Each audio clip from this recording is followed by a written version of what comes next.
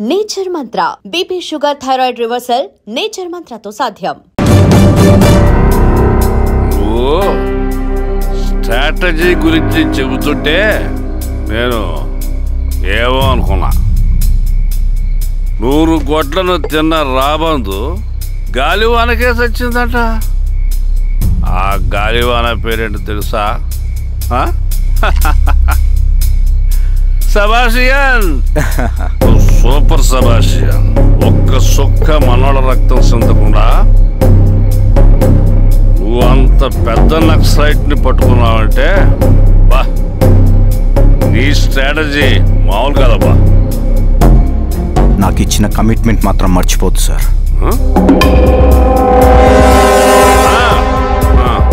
చేసాబో, తీసుకో, పోయేస్తా. సూపరబ్బా, సూపర్.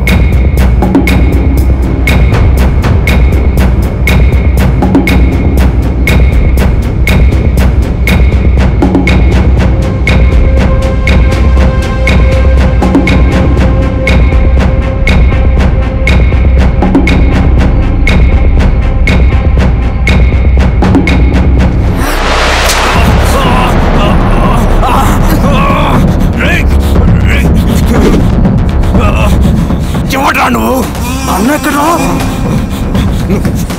నువ్వు సింగన మనిషివా? అడిగిన దానికి మాత్రం సమాధానం చెప్పు. సింగన కోసం చేస్తావా? భవిష్యత్తు గురించి ఇప్పుడే మాట్లాడా? జీవితం మీద రాసుంటే చెప్పరాదే, నాకు టైం లేదు. చెప్పను. నీ గొంతులో దిగిన మామూలు కత్తి కాదు, విషం పూసిన కత్తి. 2 నిమిషాల్లో నీ చావా బతుకు డిసైడ్ అయిపోతాయి. చెప్పు. చెప్తాను. శ్రీనివాస లాడ్జిలో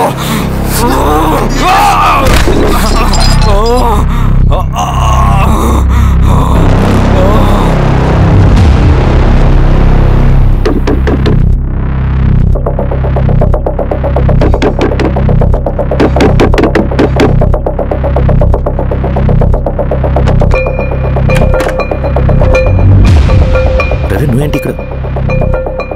సర్లే, లోపల.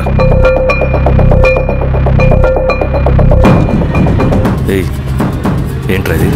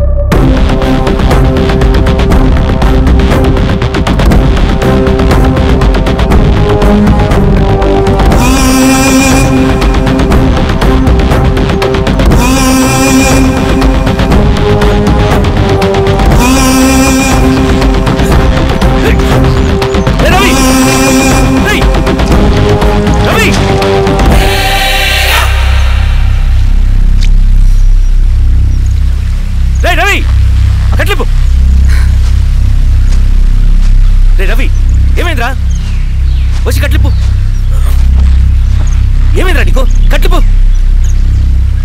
రే, ఆ పోలీసుకు లొంగిపోవటం, ప్రెస్ మీట్లు మాట్లాడటం అంతా నిజం అనుకుంటున్నావా? రే, అవంతా ఒక స్ట్రాటజీరా. యుద్ధంలో శత్రుబలు పెరిగినప్పుడు మనం మొండిగా ఎదురెళ్ళకూడదు, లొంగిపోయినట్టు నటించాలి. అది నిజంగా లొంగిపోవడం కాదురా, శత్రువుని ఏమార్చడం. నేను అదేరా చేశాను, అది నిజం అనుకోకు. ముందు కట్లిప్పు రవి. విప్లవంలో నష్టం అన్ని వైపు నుంచి వస్తుంది. నువ్వు నేను ఇంకా మిగిలి ఉన్నాం కదా, ఇంకొక దళాన్ని నిర్మిద్దాం, విప్లవాన్ని కొనసాగిద్దాం. ముందు కట్లిప్పురా. ఏంట్రా? నువ్వు మాట్లాడిన ప్రతిసారి నాకు చప్పట్లు కొట్టాలనిపిస్తుంది అన్న. నువ్వు చెప్పేది నమ్మాలనిపిస్తుంది. ఇప్పుడు కూడా నమ్మేవాడిని, కానీ ఇది ఆపుతుంది. మతం మత్తుమందు లాంటిదన్నాడు కార్ల్ మార్క్స్. కానీ అంతకన్నా పెద్ద మత్తుమందు కమ్యూనిజం. ఆ కమ్యూనిజం మత్తులో నుండి బయటకు తీసుకురావడానికి బలమైన సాక్ష్యం కావాలని నాకు అర్థమైంది. ఎలక్షన్ నుంచి విత్డ్రా అయ్యాక నేను నా ఫ్రెండ్ స్వప్న వాళ్ళ ఇంటికి వెళ్ళాను. రే అర్జెంట్గా 25 లక్షలు కావాలరా. Thank you.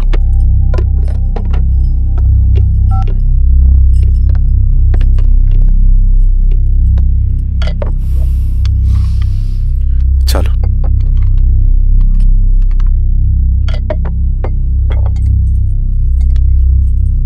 చాలు చలో అని చెప్పాను కదా, అర్థం కాదే?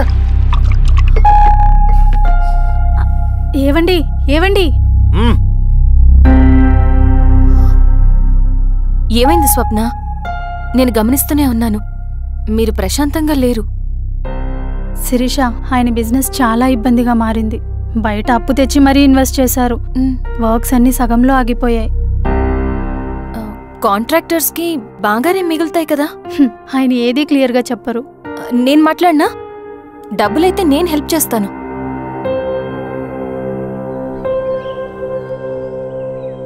అన్నయ్య, చెప్పమ్మా. మీరు డబ్బు గురించి ఏదో ఇబ్బంది పడుతున్నారని అర్థమైంది. అవునమ్మా, ఈ ఏజెన్సీ కాంట్రాక్టర్ బతికే ఇంత ఏది సాఫీగా ఉండదు. అన్ని వైపుల నుంచి అడ్డంకులే. ప్రజల ప్రయోజనం కోసం బిల్డింగ్లు బ్రిడ్జ్లు కట్టాలి, అడ్డమైన వాళ్ళకి లంచం ఇచ్చుకోవాలి.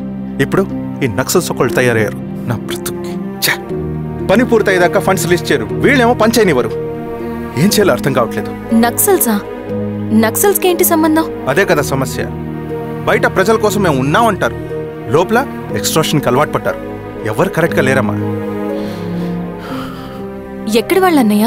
పినపాకం మండలం నక్సల్స్ 25 లక్షలు అడిగారు.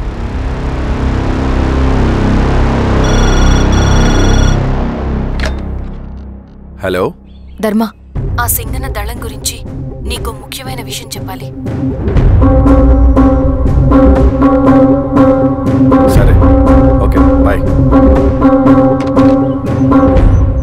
నీతో పర్సనల్గా మాట్లాడాలి. బయటకెళ్ళు.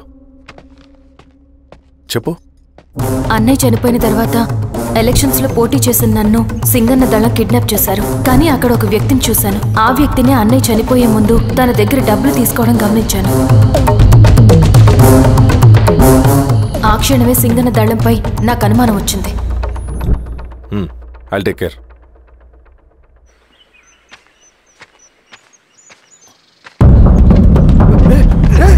భయపడదు, మీ చంద్రుడు మనుషులు. నన్నేం చేయకండి. కూర్చోబెట్టండి. మీకు కావాల్సింది దీంట్లో ఉంది.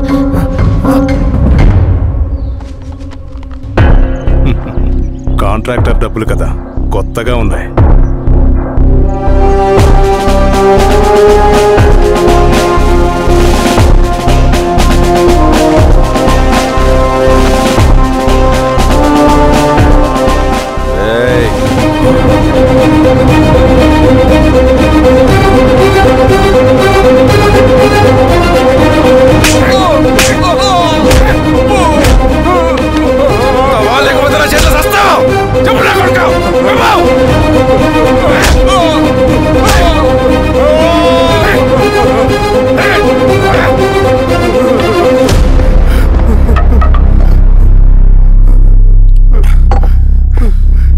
వీళ్ళ అన్న మీదున్న ప్రేమ అభిమానం ముందు మన పోలీసు లాఠీలు ఓడిపోయాయి.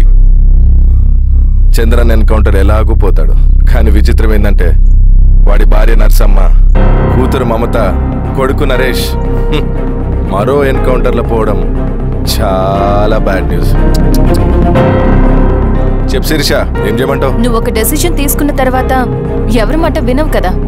హే దాస్ సార్, రేపు మార్నింగ్ న్యూస్ పేపర్ వద్దని చెప్పు. సరే సార్. తెలిసిన విషయం మళ్ళీ చదవాలంటే చాలా బోరింగ్. నేను చెప్తాను సార్, జరిగింది మొత్తం నేను చెప్తాను సార్. సింగన్న దగ్గర నేను 20 సంవత్సరాల నుంచి పనిచేస్తున్నారు సార్. పేదవాళ్ళ కోసం అన్న చేస్తున్న ఉద్యమంలో మేమందరం చాలా కష్టపడి పనిచేసేవాళ్ళం. కానీ ఒకరోజు నేను చెప్పినంత చెప్పి ఈశ్వర్రెడ్డి దగ్గర 10 లక్షలు తీసుకురండి. దేనికన్నా ఇదంతా? దేనికేంటి? మొన్న ఆ కాంట్రాక్టర్ దగ్గర నుంచి, నిన్న బిల్డర్ దగ్గర నుంచి, ఈరోజు ఈశ్వర్రెడ్డి దగ్గర నుంచి. అధికారం కోసం. డబ్బు ఉంటే అధికారం వస్తుంది, అధికారం ఉంటే డబ్బు వస్తుంది. నాకు రెండూ కావాలి. హిట్లర్ పెయింటర్ అవుదామని అకాడమీలో జాయిన్ అవ్వాలనుకున్నాడు, కానీ పనికిరాడని చెప్పి రిజెక్ట్ చేశారు. హిట్లర్ ఏం చేశాడు? నాజీ పార్టీ పెట్టి జూస్కి అగేన్స్ట్గా అందరినీ కూడగట్టి ప్రపంచాన్ని ఉనికిచ్చాడు. మొహమ్మద్ అలీ జిన్నా నేషనల్ కాంగ్రెస్ పార్టీలో ఎదగాలనుకున్నాడు, ఎప్పుడూ పట్టించుకోలేదు. ముస్లిం లీగ్ పార్టీ పెట్టి ఇండియాని రెండుగా చీల్చేశాడు. పాకిస్తాన్కి ప్రధానమంత్రి అయ్యాడు. ప్రపంచంలో ఎక్కడైనా సరే 2 కులాలు, 2 మతాలు, 2 ప్రాంతాల మధ్య చిచ్చు పెడితే చాలు, అధికారం వెతుకుంటూ మన కాళ్ళ దగ్గరకు వస్తుంది. జమ్మూ అండ్ కాశ్మీర్ నుంచి మహారాష్ట్ర, గుజరాత్ ఎక్కడైనా సరే, ఎవరైనా సరే ఇదే గేమ్. నేను అంతే. ఒక మామూలు కార్యకర్తగా దళంలో చేరాను నేను. కానీ ఈరోజు న్యూస్ పేపర్లైనా సరే, జనాల్లో అయినా సరే, ఎక్కడైనా సరే ఒకే పేరు, Singanna, Singanna, Singanna. And I love that. Naxals కొంటే ఈ అడవినే శాసిస్తాం, రాజకీయాల్లోకి వస్తే రాష్ట్రాన్ని శాసిస్తాం. చంద్ర, మన చదువులకి, మన తెలివితేటలకి ఈ అడవిలోనే మగ్గిపోవాలా? నువ్వే ఆలోచించుకో. ఆ మాటలు విన్న నేను ఆలోచనలో పడ్డాను. తన స్వార్థం కోసం ఉద్యమమును పెడదారి పట్టిస్తున్నాడని అప్పుడే అర్థమైంది. కానీ నాకు వేరే దారి లేదు. సింగన్న ఆదేశం ప్రకారం మేము వెంటనే వెళ్ళి ఈశ్వర్ రెడ్డిని కలిశాం. సింగన్న పార్టీ ఫండ్ కోసం 10 లక్షలు ఇమ్మన్నారు. ఆ డబ్బులు ఇస్తే రైతు కూలీ సమస్య ఉండదని చెప్పమన్నారు. అంత డబ్బా నేనెందుకు ఇవ్వాలి? నువ్వు గెలుస్తావనే భ్రమలో ఉన్నావు. ప్రజలంతా అమాయకులు కాదు రెడ్డి. ఈ ఊళ్ళో ఏం జరుగుతుందో నువ్వు మాకు చెప్పక్కర్లేదు. మీకు పార్టీ ఫండ్ ఇస్తే మాత్రం నేను గెలుస్తానని గ్యారంటీ ఏంటి? తప్పకుండా గెలుస్తావు. ఆలోచించుకో, తెలివైన వాడివి.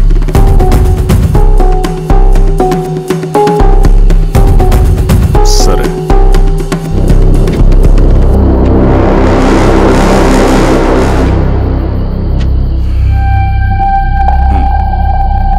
కానీ నాదో కండిషన్.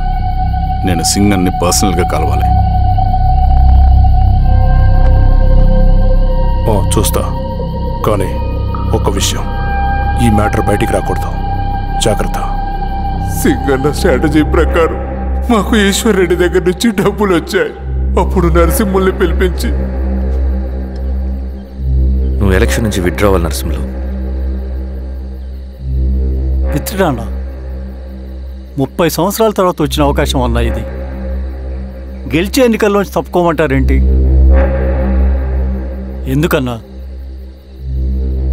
నిన్ను ఈ ఎలక్షన్లో నిలబెట్టింది కమిటీయే, విత్డ్రా చేయమనేది కమిటీయే.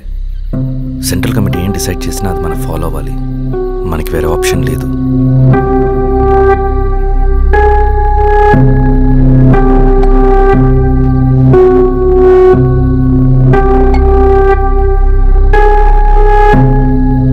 నన్ను నమ్ముకుని చాలామంది ఉన్నారన్న. మీరు వద్దన్నా సరే నేను ఇండిపెండెంట్గా పోటీ చేస్తా. నీ పట్టుదల నాకు అర్థమైంది నరసింహులు. సెంట్రల్ కమిటీతో మరొకసారి నేను మాట్లాడతాను. కొంచెం వెచ్చి, తొందరపడద్దు. లాల్ సలాం. లాల్ సలాం.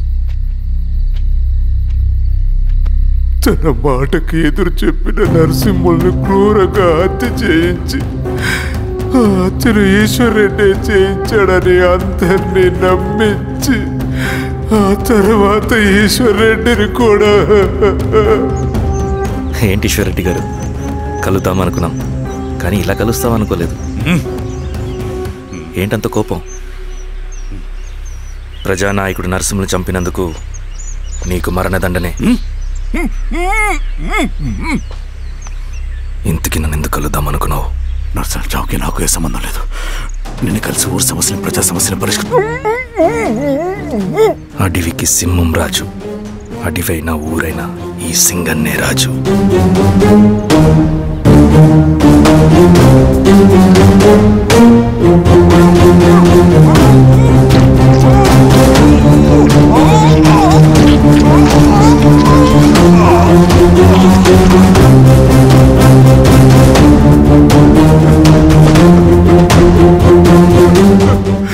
తప్పు చేశావు సార్. మొత్తం సింగన్నే చేశాడు. ఇంకా చెప్పాల్సింది ఏదైనా ఉందా? శిరీష ఆ రోజే చెప్పిందన్నా. ఇన్నాళ్ళ పోరాటంలో ఏం జరిగిందన్నా? ఏమీ లేదు. శిరీష వల్ల వాళ్ళ ఊర్లో రైతులకు భూములు వచ్చాయన్నా. నీ వల్ల చాగి అన్యాయంగా గొంతు కోసుకున్నాడన్నా. నరసింహులు, ఈశ్వర్రెడ్డి, ఇంకెందరో అమాయకులు నీ అధికార దాహం వల్ల బలైపోయారు.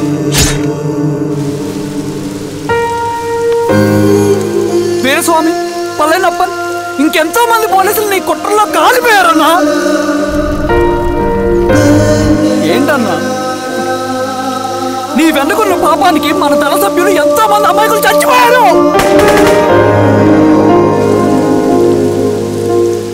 ఆ జనాలు అమాయకులన్నా. నువ్వు మాటలు చెప్పి రెచ్చగొడితే నువ్వేదో సమాజాన్ని ఉద్ధరిస్తావని నీ వెనుకున్నారు.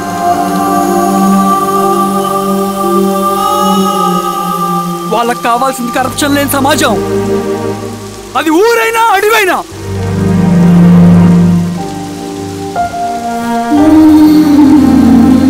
దేవత లాంటి అమ్మాయి అన్న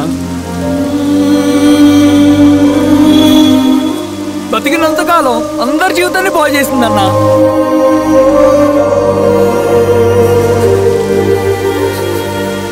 నా చేతులతో చంపించావు, నన్ను మనిషిని కాకుండా చేశావు. ఈ జెండా అడ్డు పెట్టుకుని చేస్తున్న దురాఘాతాలు, ఈ సిద్ధాంతపు ముసుగులో జరుగుతున్న హింస, దోపిడీ, మోసం అన్నీ ఆగాలి, ఆగిపోవాలి.